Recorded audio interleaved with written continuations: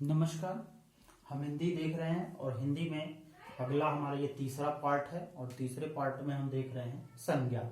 इसके पहले हमने देख लिए हैं शब्द विचार, जो पिछला वीडियो था शब्द विचार के बारे में देखा था। अब आगे की जो वीडियो है हम उसी में देख रहे हैं कि जो हमारे रचना या व्युत्पत्ति के आधार पे थे संज्ञा, सर्वनाम, क्रिया, क्रिया विशेषण थे, तो उनके आधार पे हम देख रहे हैं संज्ञा को। अब संज्ञा के बारे में सब लोग जानते हैं कि किसी वस्तु, व्यक्ति, स्थान, नाम को हम क्या कहते हैं? संज्ञा कहते हैं। ठीक है ना। इनकी कुछ परिभाषाएं देखेंगे, प्रकार देखेंगे और प्रकारों के बारे में थोड़ा सा वर्णन करेंगे और इसके बारे में थोड़ा सा विधिवत। तो इनके भेदों की जो बात की जाए, जो संज्ञा के जो भेद होते हैं, तो जो भेद की बात की जाए तो ये मुख्यतः 3 भागों में बांटे जाते हैं। ठीक है ना। संज्ञा जो है मुख्यतः 3 भागों में बांटे जाते हैं। पहला है व्यक्तिवाचक संज्ञा। ठीक है ना। व्यक्तिवाचक, ठीक है ना, व्यक्तिवाचक संज्ञा हो गई। ठीक है ना। दूसरे की बात करें तो जातिवाचक संज्ञा है। ठीक है ना। जातिवाचक संज्ञा।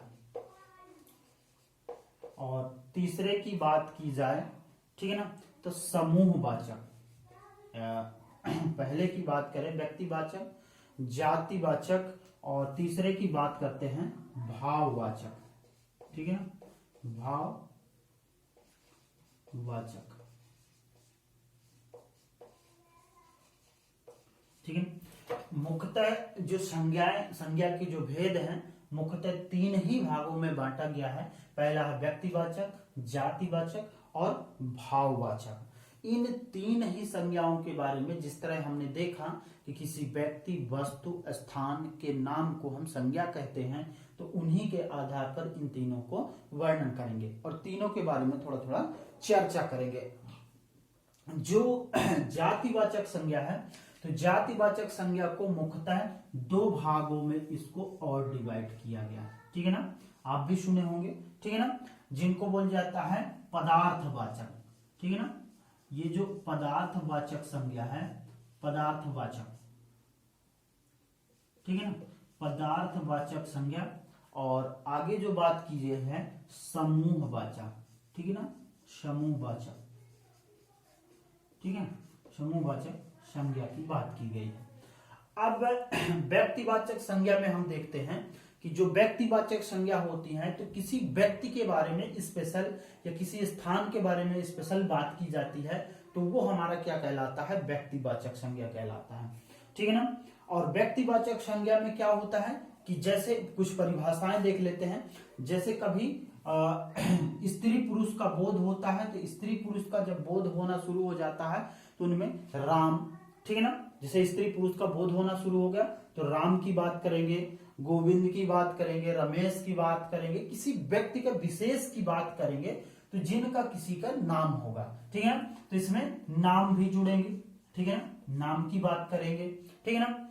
फिर किसी देवी देवताओं का नाम की बात करेंगे, देशों के नाम की बात करेंगे, राज्यों की नाम की बात करेंगे, खाड़ी की नाम की बात करेंगे। ठीक है ना। किसी किले की बात करेंगे, ऐतिहासिक खिड़की, दरवाजे, इंडिया गेट वगैरह इन चीजों की बात करेंगे, महाद्वीपों के, एशिया महाद्वीप। तो किसी न किसी व्यक्ति, किसी पर्सनल एक व्यक्ति की बात की जा रहे हैं। ठीक है ना। जैसे मोहन की बात करते हैं तो मोहन क्या है? एक व्यक्ति है। ठीक है ना। ठीक है ना। हिमालय बात करते हैं तो हिमालय क्या है? एक व्यक्ति के रूप में, मतलब कुल मिला के एक की बात की जा रही है, उसके अलावा कोई दूसरा नहीं है। ठीक है ना। श्याम की बात कर रहे हैं तो श्याम क्या है? सिर्फ एक व्यक्ति है। ठीक है ना। है ना। लाल किला की बात कर रहे हैं तो भारत में लाल किला सिर्फ एक ही है, देश में लाल किला। ठीक है ना। लाल किला की बात कर रहे हैं तो सिर्फ क्या है? ये व्यक्तिवाचक है और इनकी व्यक्ति के, एक विशेष व्यक्ति की बात की जा रही है। ठीक है ना। सरकारी योजनाओं की जैसे बात करते हैं तो जनधन योजना, तो जनधन योजना सिर्फ एक ही जनधन योजना। खेलों की नाम बात करते हैं तो क्रिकेट है, ठीक है ना, हॉकी है, फुटबॉल है। जिले तहसील की बात कर रहे हैं तो जो भी जिला है, जैसे रीवा जिला है ना, सतना जिला है, तहसील की बात करते हो किसी एक दिशाओं की बात करते हैं। जिनमें दिशाएं आती हैं, ठीक है ना। तो दिशाएं पूर्व पश्चिम उत्तर दक्षिण की बात करते हैं। पहाड़ों की अरावली पहाड़, जिस समय समाचार पत्र में दैनिक भास्कर, ठीक है ना, दैनिक जागरण। त्योहारों की बात करते हैं तो दीपावली साल में एक ही बार आता है, होली एक ही बार आता है, ठीक है। तो किसी एक ऐतिहासिक युद्ध की बात करते हैं, जैसे बक्सर का युद्ध, दोबारा बक्सर के युद्ध में हल्दी घाटी का युद्ध, तो जो भी हल्दी घाटी का प्रथम युद्ध, द्वितीय युद्ध, तृतीय युद्ध या जो भी युद्ध हुए हैं उनका नामकरण है। और जिन किसी का नामकरण किया जाता है वो मुख्यतः किसके अंतर्गत आते हैं, व्यक्तिवाचक संज्ञा के अंतर्गत आते हैं, ठीक है ना। अब बात करते हैं जातिवाचक संज्ञा में बात करते हैं। तो जातिवाचक का मतलब होता है कि किसी प्राणी या पदार्थों के व्यक्ति का जिनमें जाति का बोध होता है, ठीक है ना, जाति का बोध होता है। मतलब जैसे ये घोड़ा है, ठीक है ना, तो घोड़ा की एक जाति है। हमने किसी ये नहीं कहा कि मोहन नाम का घोड़ा है, ठीक है ना। शेर, जैसे हमने शेर की बात की तो शेर एक की जाति है। अब जब हम कभी कह दें कि मोहन शेर, ठीक है ना, जो रीवा के लिए प्रसिद्ध है, सफेद शेर के नाम से प्रसिद्ध है, तो ये जो मोहन शेर की बात कर दें तो किसी व्यक्तिवाचक में आ जाएगा। लेकिन जब जातिवाचक में करेंगे तो सिर्फ क्या रहेगा, शेर रहेगी। तो शेर की एक जाति होती, कौवे की एक जाति होती है, ठीक है ना।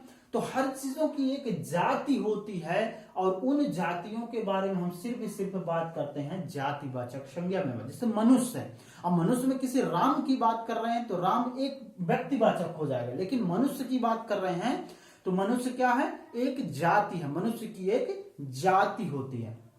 अब जैसे पेड़ों की बात करते हैं तो जैसे आम का पेड़ बोलते हैं, तो हमने किसी एक पेड़ की बात नहीं की, समस्त जो पृथ्वी जगत में है हमारे पेड़, तो उन सारे पेड़ों की बात कर रहे हैं। तो मतलब पेड़ की एक जाति है, पीपल की एक जाति है, केला की एक जाति है, ठीक है। दैनिक उपयोग वाली वस्तुओं में जैसे देख ले, जैसे कुर्सी, तो कुर्सी में हमने ये नहीं किया कि ये वाली कुर्सी, अब हमने बात की प्रिंसिपल साहब की कुर्सी, तब वो व्यक्तिवाचक में आ जाएगी, ठीक है ना। लेकिन हमने बात किया कुर्सी, तो कुर्सी क्या है, समस्त है जगत में जो कुर्सियां हैं उन सब की बात। शरीर के अंगों की बात करते हैं, नाक है, तो ये मेरा नाक है, तो मेरा नाक मतलब व्यक्तिवाचक होगा। लेकिन नाक की बस बात कर रहे हैं तो क्या हो जाएगा, जातिवाचक संज्ञा के अंतर्गत आ जाएगा, ठीक है ना।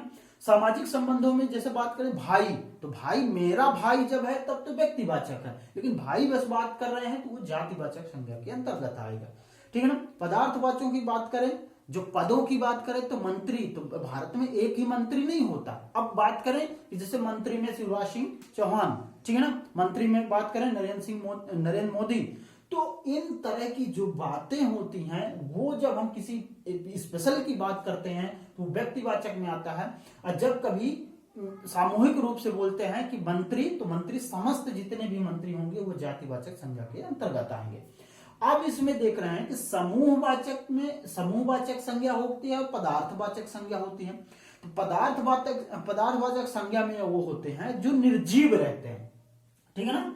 पदार्थवाचक में जो होते हैं वो निर्जीव रहते हैं, ठीक है ना। जैसे सोना, ठीक है ना, सोना मतलब गोल्ड वाला, ठीक है ना। चांदी, ठीक है ना, चांदी की बात करें, ठीक है ना, तो ये पदार्थ हैं, ठीक है ना, पदार्थों की बात की जा रही है, ठीक है। अब पदार्थ में जो बात करेंगे तो वो पदार्थ क्या हो जाएंगे, जो पूरी तरह से निर्जीव रहेंगे, गुच्छे में रहेंगे, इकट्ठे रहेंगे, ठीक है ना, इकट्ठे रहेंगे तभी, है ना। वैसे नहीं कि इतना सोना, सोने का हार, ठीक है ना, वो नहीं होगा। सोने का हार जो होगा व्यक्तिवाचक, सोना जो काफी ज्यादा बड़ा और वो काफी मात्रा में है, क्योंकि हम जाति की बात कर रहे हैं सोने की, है ना। चांदी की बात कर रहे हैं तो सोने, कोयले की है तो कोयले की बहुत बड़ी खान है, ठीक है ना, उसकी बात कर रहे हैं। ये सारी निर्जीव चीजें हैं।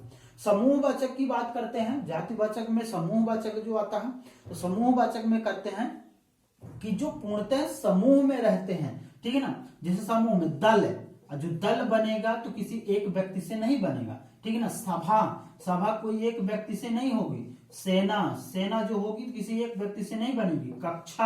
कक्षा किसी एक व्यक्ति से नहीं बनती है, ठीक है ना।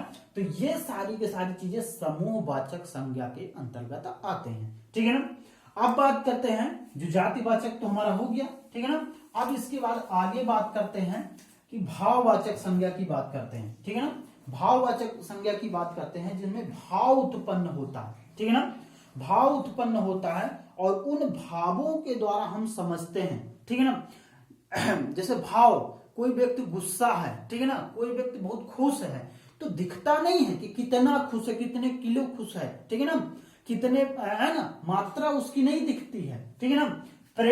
ठीक है ना, जो प्रेम होगा वो प्रेम दिखता नहीं कि कितने है ना परसेंट या कितने प्रतिशत, कितने किलो, कितने मीटर कर रहा प्रेम। तो ये भाववाचक के अंतर्गत। जैसे किसी की लंबाई जो है, ठीक है ना, लंबाई की बात करें, ठीक है ना, तो लंबाई क्या आ जाएगी किसी चीजों के भाव। सुंदरता, ठीक है ना, अब वो सुंदरता किसी मात्रा नहीं होती है ठीक है ना, सुंदरता की कोई मात्रा नहीं होती है कि हम उसको इतने मात्रा में माप सकते हैं।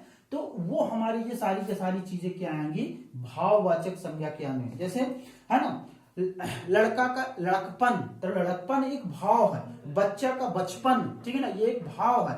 बाल का बालापन जो होगा ये भी हमारा क्या है, भाव है, ठीक है ना। शिशु का शैशव, छोटा शैशव है, ठीक है ना, है ना। इसी तरह नौकर का नौकरी, ठीक है ना, ये चीजें भाव है। चोरी का चोर का जो चोरी है, बुढ़ापा, ठीक है ना, बहना, अपनापन, ठीक है ना। तो ये सारी के सारी चीजें क्या कहलाती हैं, भाववाचक संज्ञा के अंतर्गत आती हैं। तो हम संज्ञा के बारे में देख लिए। संज्ञा जो हमारी थी 3 प्रकार की थी, व्यक्तिवाचक, जातिवाचक और भाववाचक।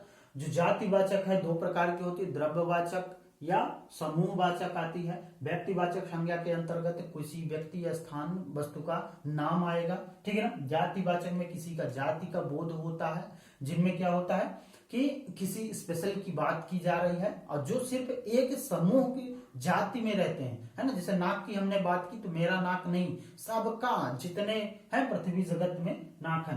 भाववाचक की बात की जाए तो जिनमें भाव उत्पन्न होते हैं, सिर्फ फील किया जा सकता, महसूस किया जा सकता है, सिर्फ वो क्या कहलाएंगे, भाववाचक संज्ञा कहलाएंगे। देखिएगा कैसे लगा।